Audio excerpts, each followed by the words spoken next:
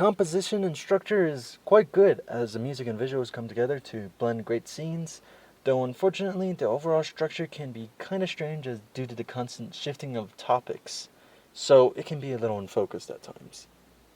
Several of the previous scenes are excellent examples, like the AIM girl and the Laura Nairo part of the opening all come together to blend music and visuals together to complement each other and make a very spicy dish.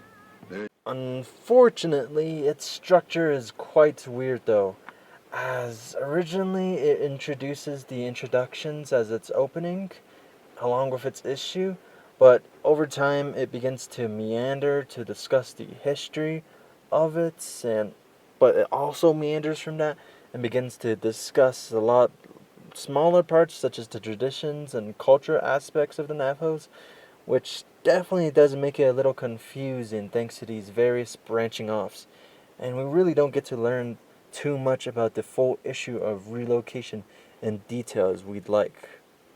I've seen the deepest darkness and wrestled with God. Finally, the information itself isn't really good. There are a variety of interviews and testimonies from various people who are related to this event, like the victims, the historians, the lawyers, and such. But unfortunately, that can't fully rub out the fact that without proper citations or sources listed, then much of this information spewed by the narrator are just claims. There are many of these interviews, which also span as primary sources and secondary sources. People like Jesse Harrison share their experiences of this event and provide valuable information.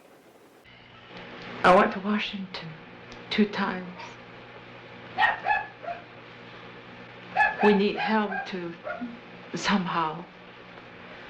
So we need really help financially. But I always even forget the Kermit didn't tell us to how dangerous this thing. So all of my people and my husband, they killed it, just like combat soldiers. They should think more about safety this time.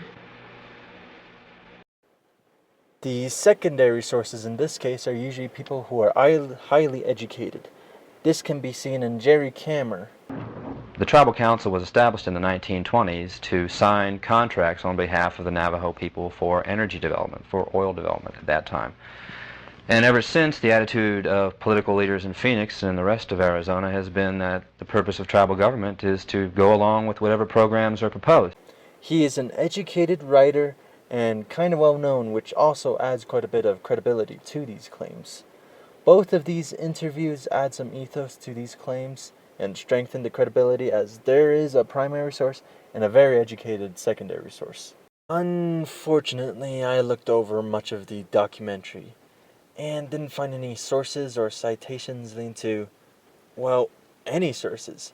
So even though this documentary has many interviews supporting these claims, much of the flesh and strength of documentaries lies in the credibility and honesty of the given sources, and this leaves this documentary in a very rough spot, as despite these many claims, without the bones of verifiable and fully trustworthy sources, the documentary is very sketchy.